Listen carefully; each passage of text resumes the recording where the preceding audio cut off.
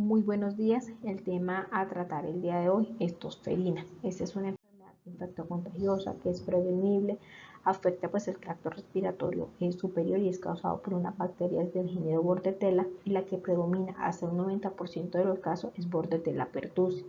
El síndrome clásico característico es que esos pacientes van a cursar con una tos intensa, paroxística, van a cursar con un silbido, con un histrión inspiratorio y con una emesis postusiva.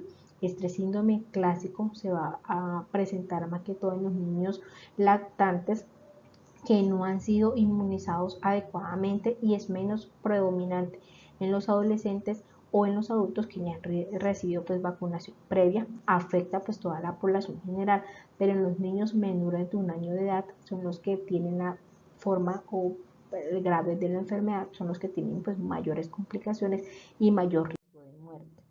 Esta es una enfermedad de distribución mundial, es endémica en todos los países, pero tiene una fase o unos ciclos epidémicos cada 3 a 5 años. Y se considera que antes de la era prevacunal, es decir, antes de que apareciera la vacuna en 1940, la tosferina era la primera causa de muerte en todo el mundo en los niños y la CDC estableció para en ese momento que en Estados Unidos había una morbilidad por año de 150.000 a 260.000 casos, con una mortalidad hasta de 9.000 casos. A pesar de que existen estrategias de vacunación, la tosferina sigue siendo una enfermedad importante en salud pública debido a que se ha estimado que en todo el mundo se presenta anualmente entre 30 y 50 millones de casos y con una mortalidad de aproximadamente 300.000 niños. Se considera que esto es debido a una pobre cobertura de vacunación, debido a que se presentan mayores casos en adultos, que esos son los principales transmisores pues, en los niños, y a una disminución de la respuesta vacunal que se da pues, en los adolescentes después de cierto tiempo de la vacunación. En Colombia, pues es una enfermedad de notificación obligatoria. Para el 2013 se estableció que la incidencia era de 6.3 casos por cada 100.000 habitantes. Para el 2021 la incidencia era de 0,9 casos en la población general por 100.000 habitantes, pero según el grupo etario sí hubo una diferencia. En los niños menores de 5 años la incidencia fue de 0,94 casos por cada 100.000 habitantes y en los niños menores de un año la incidencia era de 3.5 casos por cada 100.000 habitantes con una letalidad de 2.7%. En lo que va corrido del 2022 se han notificado 181 casos, de estos 8 han sido confirmados, 86 han sido descartados, y en el grupo etario que pues mayor hubo notificación fue en los niños menores de 2 meses, seguido de los niños de 1 a 4 años y por último los niños de 2 a 3 meses de edad son los que predominaron. Y la etapa de la enfermedad en que notificaron pues esta enfermedad fue en la etapa catarral, y dentro de los síntomas que predominaban en esos pacientes era la tos paroxística, la cianosis y los vómitos, y la incidencia actualmente en esos pacientes, bueno, la incidencia actualmente es de 4.4 casos en la población menores de 5 años por cada 100.000 habitantes, y la población sí la incidencia aumentó a 18 casos en la población menores de un año por cada 100.000 habitantes. Esta es la cobertura vacunal que se tiene desde 1998 hasta el 2009. Como podemos ver, en los últimos 10 años la cobertura vacunal se ha mantenido por encima del 90%, pero para el año 2020 y 2021 realmente esta cobertura vacunal disminuyó. Para la semana 24 de notificación del 2021, pues la cobertura de la EPT, la tercera dosis, era menor del 80% y la cobertura de la EPT a celular era del 70%, y para el 2020 realmente se mantuvo la misma cobertura vacunal. ¿Y eso a qué se debió? A que las estrategias de vacunación tradicional que se estaban haciendo y promoviendo realmente se tuvieron que ajustar a las medidas de aislamiento preventiva pues por la pandemia del COVID-19 que fueron pues decretadas por el gobierno nacional. Esta es una enfermedad que es causada por bacterias del género Bordetella. Vamos a encontrar 8 especies, pero de estas 8 solamente 4 tienen como una relevancia importante pues para el ser humano. La primera es la Bordetella pertussis, pues es el agente principal de la tosferina. Esta es estrictamente humana. Encontramos la Bordetella parapertussis, que es el responsable de aproximadamente 10 al 15% de los casos de tosferina. Vamos a encontrar una Bordetella bronchiséptica, que eso es un patógeno respiratorio numeroso mamífero, que a veces es el aislado en cuadros similares a la tosferina. Vamos a encontrar también la Bordetella olmensi, que es el responsable pues, de bacteriemia en aquellos pacientes que se encuentran inmunosuprimidos, y también se ha visto que se han implicado en algunas epidemias de la tosferina. O las otras especies realmente pues, son muy excepcionales en el ser humano. Encontramos la Bordetella avium, encontramos la Bordetella trematum y la Bordetella petri. Estas son unas bacterias pues son unos cocobacilos gram negativos, son inmóviles, son unos aerobios estrictos que miden aproximadamente 0,2 a 0,5 micrómetros de diámetro. Estas son unas bacterias que se pueden agrupar, ya sea en pareja, se pueden agrupar en cadenas o que pueden permanecer solas. No tienen flagelos, pero sí tienen unas fimbrias que cumplen un papel muy importante en la adherencia al epitelio ciliar del tracto respiratorio superior, y el humano, pues el único reservorio y huésped. Entonces, dentro de estas bacterias lo que me van a hacer es que me van a generar unos productos activos que van a ser tanto antigénicos como biológicos, y que son los responsables de la respuesta tanto inmunológica como de las manifestaciones clínicas que tienen pues estos pacientes. Esos productos activos realmente pues van a ser la adesina, van a ser unas toxinas, y son los que se le denominan factores de patogenicidad. Vamos a encontrar varios. Entre pues, los principales vamos a encontrar los aglutinógenos, vamos a encontrar la fibra, vamos a encontrar lo que es la aglutinina filamentosa, y vamos a encontrar la pertactina, que ellos son los responsables de la adhesión de la bacteria pues al epitelio ciliar del aparato respiratorio superior, y también van a cumplir una función importante en la parte de la inmunológica. Vamos a encontrar también lo que es la toxina, vamos a encontrar también lo que es la toxina pertussis, que lo que me va a hacer es que me va a inhibir lo que es la denilciclasa, me va a producir hiperglicemia debido a la sensibilidad que esta va a ejercer en los islotes pancreáticos, me va a conllevar a que haya secreción o hipersecreción de insulina, y me va a conllevar pues, a hipoglicemia, sobre todo en los lactantes. Me va a aumentar también la permeabilidad capilar, me va a producir sensibilidad pues a la histamina, me va a bloquear lo que es la migración de los leucocitos, sobre todo pues a las zonas de infección.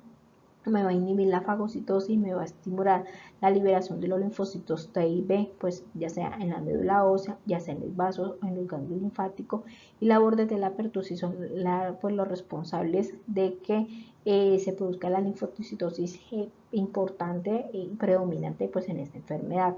Vamos a encontrar también unas toxinas que cumplen un papel, pues otras toxinas que cumplen un papel importante, como la toxina adenylatociclasa, que esta lo que me va a hacer es que me va a interferir en la función leucocitaria y me va a actuar como un hemolítico. Encontramos la toxina dermonecrótica o toxina dermolábil, que lo que me va a producir es necrosis dérmica y vasoconstricción. Encontramos también lo que es la citocina traqueal, que lo que citotoxina traqueal, perdón, que es la que me va a producir realmente daño y destrucción de los cilios en el tracto respiratorio, y se ha establecido que probablemente esta sea la causa de la tos característica de la enfermedad. Y también vamos a encontrar lo que son los lipooligosacáridos, que me van a causar fiebre en estos pacientes. La transmisión, pues realmente se transmite de contacto directo de persona a persona. De recalcar que esta es una enfermedad que se ha considerado altamente contagiosa, se puede transmitir ya sea en forma de goticas de secreciones o ya sea en forma de aerosoles que son expulsadas pues de las mucosas respiratorias de las personas infectadas. Se considera que la mayor transmisibilidad de esta enfermedad se produce en la primera fase de la enfermedad, que es en la catarral, que serán los primeros 5 a 7 días, y se ha establecido que en algunos estudios las personas infectadas pueden transmitir pues la Bordetella pertussis entre 12 a 17 pues, individuos susceptibles y tienen una tasa de ataque secundaria o de transmisibilidad del 80%, pero muchas veces pueden llegar hasta el 100%. El periodo de incubación varía entre 7 a 10 días, no más de 2 semanas. Dentro de la patogenia, pues el mecanismo tanto de infección como el desarrollo de la enfermedad se van a dividir como en 4 fases y cada una de estas fases, pues los factores de patogenicidad van a tener pues una función importante. Entonces, dentro de las etapas van a ser la adhesión, la evasión de las defensas del huésped, daño local y manifestaciones sistémicas. Entonces, dentro de la adhesión, pues en la unión de la bacteria a las células de la mucosa del tracto respiratorio superior, que se pueden producir por varios factores de adhesión, pero los que cumplen pues mayor importancia son las fimbrias y la hemaglutinina filamentosa.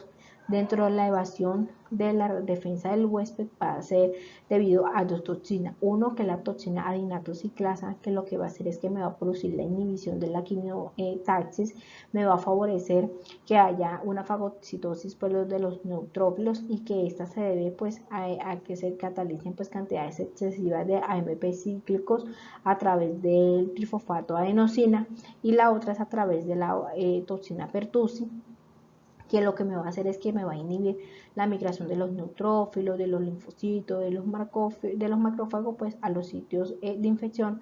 Me va a producir pues la estimulación de la liberación de los linfocitos tanto T como B en la médula ósea, en el vaso y en los ganglios linfáticos. El daño local del tracto respiratorio se va a producir pues por la citotoxina traqueal. Como le expliqué previamente, lo que me va a hacer es que me va a producir daño, destrucción de las células epiteliales de las células epiteliales respiratorias ciliadas a través de la producción local de óxido nítrico, y se ha establecido que lo que me va a hacer esta citotoxina traqueal es que me va a causar desprendimiento epitelial y se ha establecido también de que me va a contribuir a la tos paroxística intensa característica en esos pacientes.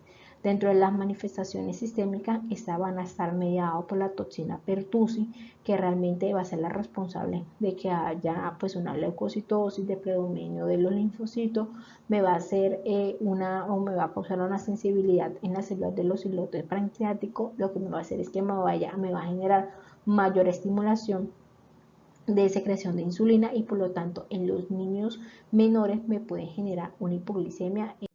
Me puede generar pues una hipoglicemia.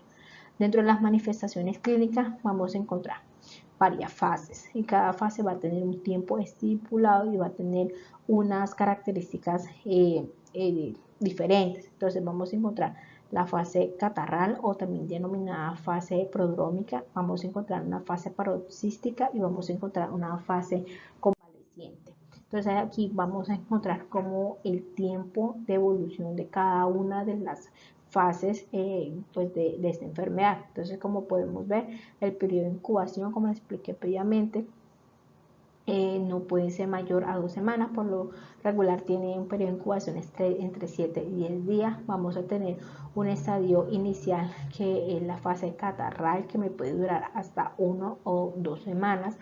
Posterior a esta vamos a presentar pues la fase paroxística, que esta es la fase importante o la fase de gravedad de los pacientes que cursan con tos ferina, que estos pueden durar entre 1 y 6 semanas, pero se pueden extender hasta 10 semanas. Y encontramos la fase 3 o la fase convaleciente, que aquí hay una disminución de estos pródromos, hay una disminución de esta tos paroxística. Es un periodo que puede durar más o menos entre 2-3 semanas, pero que se puede extender un poco más. Esta es una enfermedad que también han denominado tos de los 100 días, pues debido a todo el transcurso o todo el tiempo que lleva esta tos. Entonces, dentro de la fase catarral lo que va a hacer es que pues, los síntomas van a ser similares a los del resfriado común, dura entre 1 a 2 semanas, como le expliqué. Estos pacientes cursar con tos, pueden cursar con rinorrea, pueden cursar con coriza o lagrimeo, se puede o no presentar fiebre, y cuando la fiebre está realmente es de poca intensidad. Esta tos sí puede presentarse, pero por lo regular es una tos que tiende a ser leve. En la fase paroxística, aquí ya las características van a ser mucho más intensas. Aquí sí se van a presentar unos accesos de tos o paroxismos, que estos en promedio van a ser entre 15 y 20 por día, y cada paroxismo va a tener entre 5 y 10 episodios de tos que van a ser fuertes, y que, bueno, estos van a ser seguidos de un esfuerzo inspiratorio o un estridor, o también llamado gallo inspiratorio. Estos pacientes pueden cursar con cianosis o pueden cursar con emesis posterior al acceso o paroxismo de tos. Por lo regular tienden a empeorar en la noche, y entre cada paroxismo de tos realmente los pacientes tienden a recuperarse y estar como en un estado general adecuado. Entonces aquí mostramos un video de las características que tiene esta tos paroxística en los lactantes.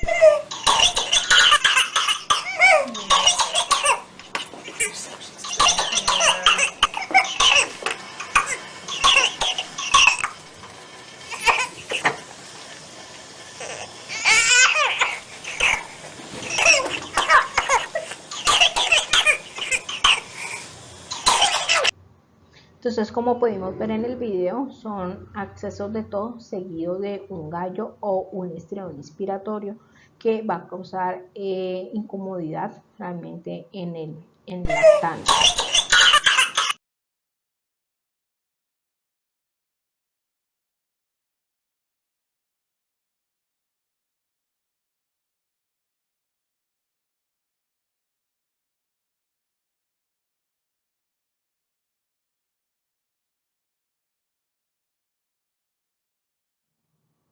Dentro, pues en la etapa o la fase de convalecencia, la última que se presenta, esta puede durar hasta 8 semanas, se puede extender hasta un poquito, pues hasta un poco más. Esta es pues la resolución lenta y gradual de los paroxismos, de los accesos de tos que se presentan, pero que o sea, no se van del todo, debido a que esta tos paroxística se puede presentar o puede regresar asociada pues a infecciones recurrentes de las vías respiratorias hasta un año después del proceso infeccioso. Dentro del diagnóstico, la CDC ha establecido como 2 criterios diagnósticos, uno que es clínico y otro es microbiológico. Entonces, dentro de estos diagnósticos clínicos, entonces son pacientes que van a tener una tos de duración mayor a 2 semanas, y que van a tener uno o de los siguientes síntomas. Son pacientes que cursan con tos paroxística, van a cursar con un gallo inspiratorio, vómito, y que estos accesos de tos no sean explicados por otra causa. Y dentro del diagnóstico microbiológico son aislamiento de la Bordetella pertussis en una muestra de hisopado nasofaringeo, o con una PCR pues, para Bordetella pertussis que sea positiva. Entonces, de acuerdo a estos criterios tanto clínicos como tantos clínicos como microbiológicos, entonces se van a establecer unos casos, pues según la CDC. Entonces vamos a tener un caso probable, que es aquel que cumple los criterios de diagnósticos clínicos, pero que no se ha podido determinar microbiológicamente, ni tampoco se ha asociado como a un hecho epidemiológico, un caso definitivo. Y vamos a encontrar un caso confirmado, que es aquel donde se le aísle pues Bordetella pertussis, o que tenga un cuadro pues característico con tosferina, y que tenga pues una PCR para bordes de la pertusis, o que o que tenga pues unos criterios clínicos, unos criterios diagnósticos clínicos, y que ésta se asocia con un hecho epidemiológico de un caso pues confirmado microbiológicamente.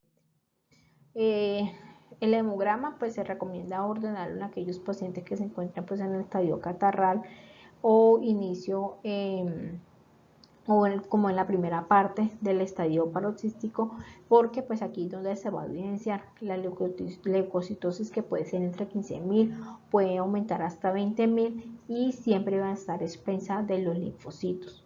Y dentro de las pruebas imágenes, realmente si es un caso típico de toferina, pues en un niño no se recomienda pues realizar una imagen de rutina, pero cuando quiera hacer un diagnóstico diferencial, ya sea se le está sospechando un proceso infeccioso asociado o mecánico, o pues buscar la causa a una tos crónica, sí se debe rehacer una imagen de tórax. Y este es el diagnóstico.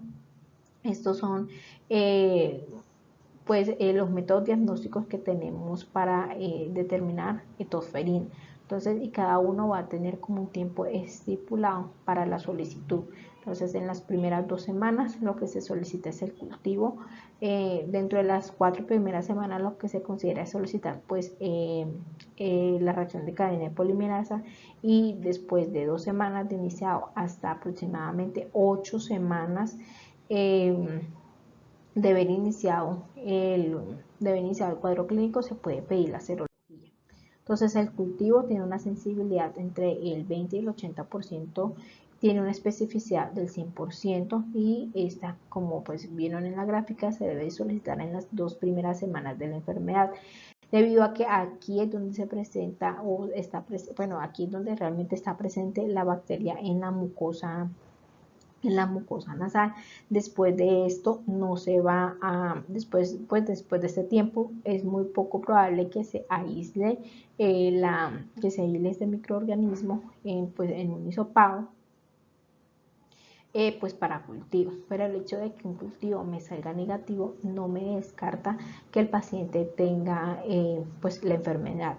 Entonces la muestra se debe recoger en aspiración o raspado nasofaringeo, pues es de difícil crecimiento, en especial pues en aquellos pacientes que tienen antecedentes vacunal o que ya han sido tratados. La reacción de cadena polimerasa es el gol estándar para el diagnóstico de esta enfermedad. Tiene una sensibilidad entre el 70 y el 99%, con una especificidad entre el 86 y el 100%. Se debe solicitar entre las primeras 3 o 4 semanas de la enfermedad.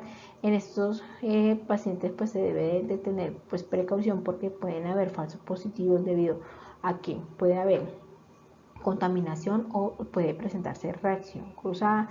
Lo mismo también se debe recoger pues en un hisopado de Dacron o en un aspirado nasofaringeo. Dentro de la serología que se pide pues la ELISA, que esta se toma en sangre, tiene una sensibilidad entre el 90 y el 92%, con una especificidad entre el 72 y el 100%. Se debe solicitar entre la segunda hasta la 8ª semana de los síntomas, y realmente los anticuerpos son de difícil de determinar, sobre todo en aquellos pacientes que han sido inmunizados previamente, porque no se va a reconocer si este anticuerpo es producto de la inmunización o es producto del proceso pues infeccioso que está cursando. Entonces tiene que interpretarse pues adecuadamente en estos pacientes, y no existe como un valor de corte universal aceptado como positivo para el diagnóstico. Entonces, esta es la definición de caso probable según el Ministerio de Salud y Protección Social en Colombia, y esto lo establecido es por grupo etario: menores de 3 meses, entre 3 meses y 12 años, y mayores de 12 años. Entonces, menores de 3 meses, ¿cómo establece la definición de caso? Entonces, es toda infección respiratoria aguda que es acompañado de al menos uno de los siguientes signos o síntomas. Entonces, paciente que curse con tos en exceso, con estridor, curse con apnea, curse con cianosis o vómitos después de toser. Entre los niños de 3 meses a 12 años son pues todos que cursen con toda infección respiratoria con tos o pues de más de una semana de duración, que se acompaña de uno o de los siguientes signos y síntomas. Entonces, que tengan tos paroxística, que tengan estridor o vómito después de una tos sin que haya pues una causa aparente, o niños que tengan una tos paroxística intensa y que éste se acompañe con un estridor en cualquier tiempo de evolución. En los niños mayores de 12 años, pues toda infección respiratoria que se acompañe de una tos prolongada, pues de más de 2 semanas de evolución, que tenga uno presencia de paroxismo, de expectoración o de...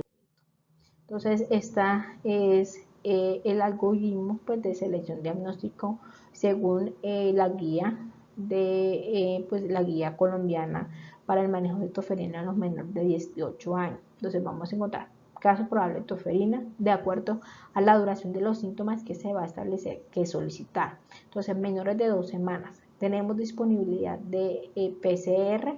No, entonces lo que se debe solicitar es cultivo. Si hay disponibilidad de cultivo, si hay disponibilidad de PCR, entonces se solicita la PCR.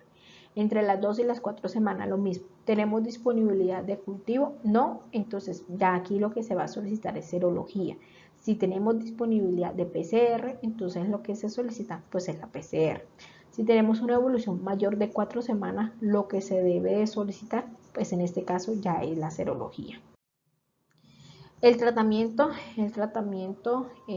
pues se debe considerar pues en todos los pacientes tanto un manejo antibiótico como el manejo sintomático y pues y como tal pues un tratamiento general.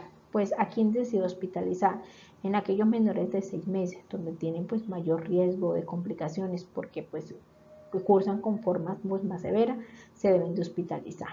El oxígeno, pues una concentración y una humedad adecuada realmente es primordial para el tratamiento debido a que pues me va a ayudar a disminuir los paroxismos de tos, me va a prevenir pues la cianosis en estos pacientes. Y tenemos que tener una precaución con el aislamiento, como le expliqué previamente, es una enfermedad muy altamente contagiosa por medio de gotas o por medio de aerosoles, entonces en esos pacientes tienen que tener medidas de precaución al estar en el hospital, medidas tanto de contacto como de gotas, y el fin o el objetivo del manejo antibiótico, si se dan las 2 primeras semanas, realmente es para pues evitar la progresión de la enfermedad y son pues más efectivo. Cuando el tratamiento es mayor de 3 semanas, también lo que me va a ayudar es a erradicar la bacteria y me va a ayudar pues a la interrupción de la transmisión. Entonces, criterio de hospitalización. Todo paciente que cursa con dificultad respiratoria y que esta dificultad respiratoria que presente sea manifestada por taquipnea, que tengan pues, retracciones, que tengan aleteo nasal, que tengan gruñidos o que tengan pues o que haya utilización de músculos accesorios, que haya evidencia de un proceso neumónico asociado, que haya intolerancia pues al labio oral, pacientes que cursen con cianosis, apneas, independientemente si cursan o no con tos, que tengan convulsiones, y todo niño menor de 4 meses debe de hospitalizarse independientemente de las condiciones clínicas que presenten. ¿Cuál es el tratamiento de elección en estos pacientes? Son los macrólidos, pero dentro de los macrólidos, quien ha visto que pues ha tenido mayor seguridad y menos efectos adversos, sobre todo gastrointestinales, es la acitromicina. En los niños menores de 1 mes, realmente la acitromicina pues se ha visto que pues, es el que tiene menos riesgo de presentar pues una estenosis hipertrófica del píloro, y en aquellos pacientes que están contraindicados o que son alérgicos a los macrólidos, lo que o la alternativa que se tiene en estos pacientes es el uso del trimestoprim, sulfametocresol, dependiendo de la edad del paciente. Asimismo van a hacer las dosis, pero el tratamiento es por 5 días. En los menores de 1 mes, pues 10 miligramos kilo día por 5 días, en los de 5 a 10, entre 1 mes a 5 meses es igual el tratamiento, y en los mayores de 6 meses igual 10 miligramos por kilo día con un máximo de 500 miligramos pues una vez al día. Luego, esa es la dosis inicial. Luego se va a continuar a 5 miligramos kilo día, una vez al día entre el segundo y el quinto mes. La claritromicina, pues en los menores de un mes no es recomendado, igual que la eritromicina, pues debido a la eritromicina por el mayor riesgo de estenosis hipertrófica de píleo que pueden presentar. Entonces, la dosis de la claritromicina entre el primer mes y el quinto es a 15 miligramos kilo días, dividido en 2 dosis por 7 días. En mayores de 6 meses, 15 miligramos, dividido también en 2 dosis por 7 días, y pues en los adultos 1 gramo día. La eritromicina entre 1 y 5 meses es de 40 a 50 miligramos kilo días, dividido en 4 dosis, y esta se debe hacer por 14 días. En la alternativa, pues el metropin, como le expliqué. Entonces, es muy importante dar profilaxis a los contactos del paciente para evitar transmisión secundaria pues en esto. Entonces, la Academia Americana de Pediatría recomienda dar profilaxis a todo el grupo familiar que convive con este niño, independientemente de la edad y de historial de vacunación. Entonces, se debe administrar profilaxis a todos los contactos que estén asintomáticas dentro de los primeros 21 días iniciada la tos, pues en el paciente. Entonces, esta pues va a estar indicada en los familiares directos, en aquellos familiares convivientes en los que se presentan riesgo de enfermedad grave o enfermedad complicada. ¿Y quiénes son estos pacientes?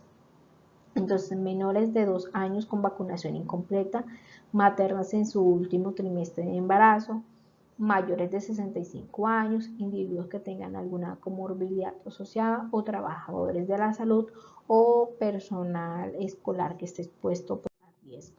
Y este es el algoritmo también para la toma de decisiones en los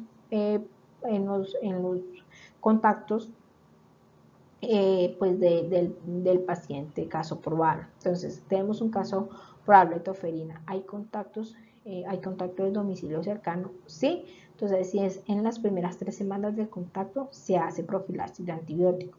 Si es entre la semana 4 y la semana 6 del contacto, entonces, si hay un contacto de alto riesgo, sí, se le da manejo antibiótico. Si no hay contacto de alto riesgo, no se inicia manejo antibiótico profiláctico.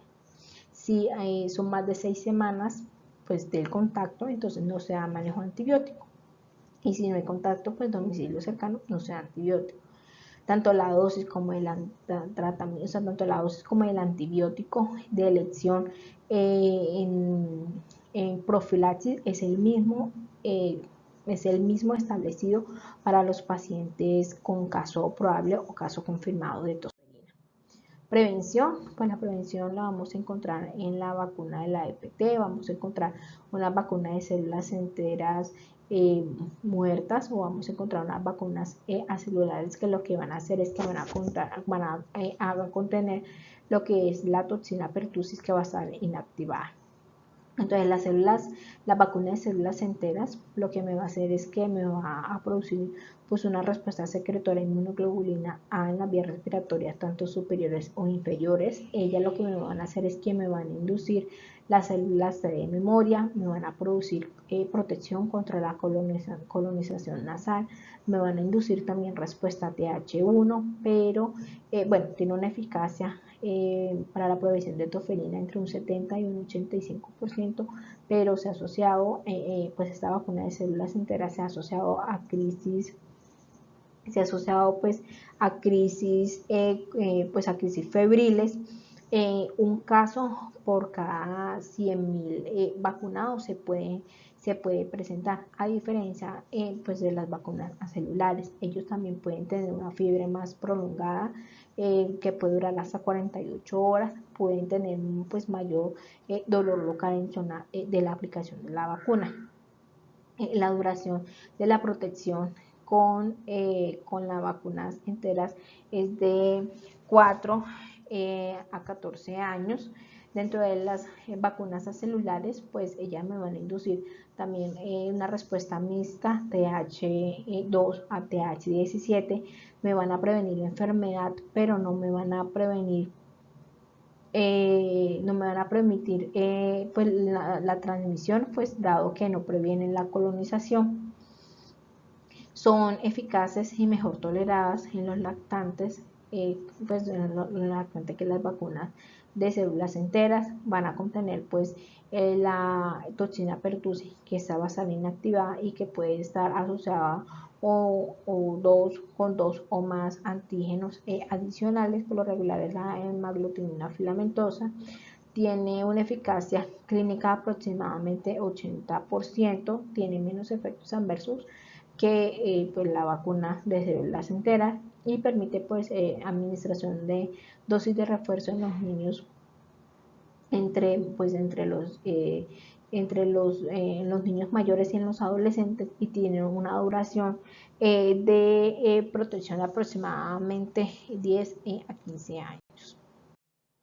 Este es el esquema nacional de vacunación colombiano. Aquí establecemos la vacunación de la DPT, que está incluida dentro de la pentavalente, que se da a los 2, a los 4, a los 6 meses. Se hace dos refuerzos, uno que se hace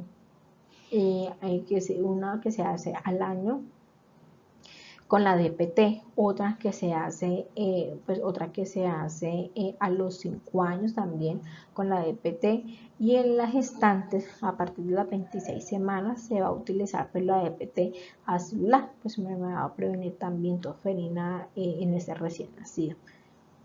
Y la DPT celular también se ha recomendado universalmente para administración pues en los adolescentes. Complicaciones. Dentro de las complicaciones son varias, dentro de estas, y una de las más importantes, que ellos pueden contar con neumonía bacteriana secundaria, que esto se debe más que todo a que esa biotoxina que me va a producir la bacteria se va a adherir a los cilios de las células respiratorias. Esto pues en esta adherirse me van a producir inmovilidad de los cilios, me van a producir también inflamación de las vías respiratorias, y me van a producir incapacidad de eliminación de las secreciones, me van a producir que ésta se sobreinfecte y me va a conllevar a procesos infecciosos neumónicos. Otras complicaciones, las neurológicas, como convulsiones, encefalopatía, hematomas subdurales, nutricionales, y debido pues a los paroxismos de tos que se pueden presentar, estos pacientes cursan con deshidratación, pues debido a la emesis repetitiva, y hay pérdida también del apetito, pues debido a los efectos de la presión durante el proceso de tos. Estos pacientes pueden cursar con neumotoras, atelectasia, con fracturas costales, con hernias o con prolapso rectales. Pueden cursar también con sangrados. Esos sangrados pueden verse reflejados como hematomas subdurales, como hemorragias gastrointestinales, hemorragias subconjuntivales, epístasis o petequias, y pues por los microorganismos que que cursan con mayor infección es el Streptococcus pneumoniae. Vamos a encontrar Haemophilus influenzae y el el Staphylococcus aureus, y estos se presentan más que todos con otitis medias, con bronquitis, con neumonitis, pneumocracia residuales. Otras complicaciones que realmente son menos frecuentes, secundarias pues a esta tosferina, la encefalopatía tosferínica o la tosferinosa, que se puede presentar en un caso por cada 100.000 niños. Esta es causada ya sea por una hipoxia que se genera por los paroxismos, o también se puede presentar directamente por la penetración de la toxina a nivel del sistema nervioso central, y esos pacientes van a cursar con convulsiones, van a presentar con alteración del estado de la conciencia, y pueden cursar con secuelas neurológicas importantes. Otra es la tosferina maligna.